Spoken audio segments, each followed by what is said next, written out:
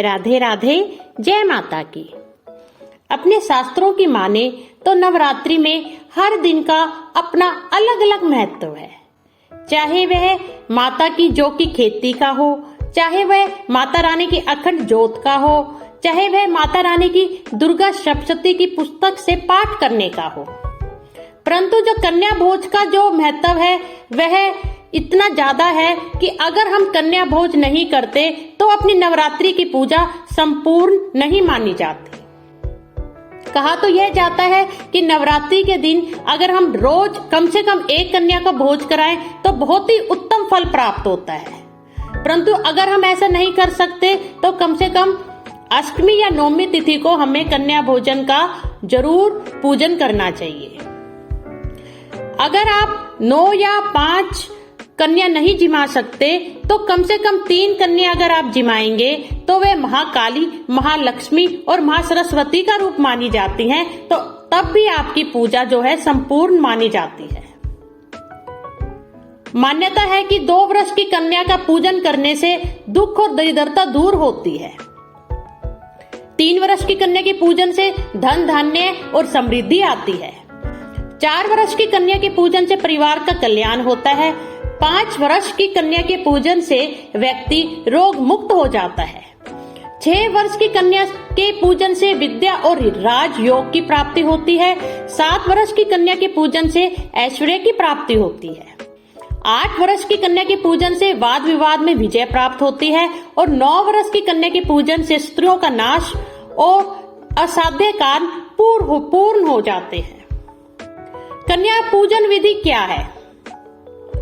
आप सुबह जल्दी उठकर स्नान कर भगवान गणेश जी और मां महागौरी की पूजन करें। इसके बाद 2 से लेकर 10 साल तक की कन्याओं को भोजन के लिए आमंत्रित करें। साथ में एक छोटे लड़के को भी बुलाएं। सबसे पहले सभी कन्याओं और बालक के पैर धोएं।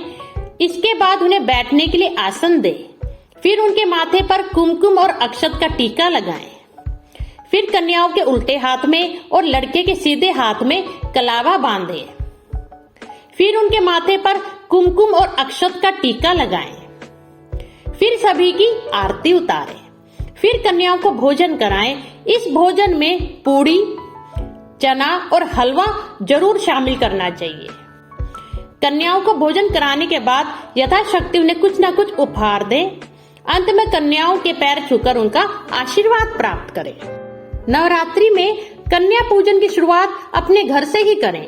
सर्वप्रथम अपने घर की पुत्री, परिवार की भतीजी या भांजी कन्या को भोजन करवाएं, उनका पूजन करें।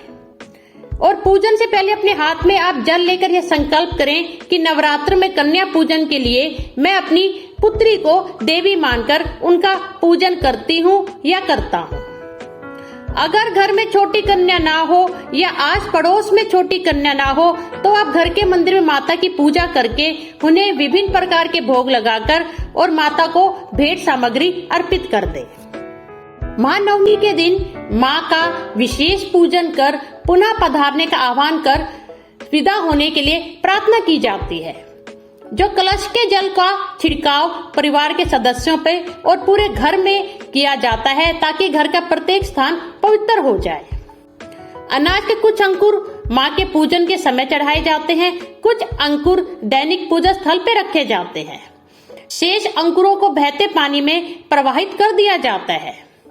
कुछ लोग इन अंकुरों को शमी पूजन के समय शमी वृक्ष को अर्पित करते हैं दशहरे वाले दिन, और लौटते समय इनमें से कुछ अंकुर अपने केशों में धारण करते हैं। जय माता की। धन्यवाद।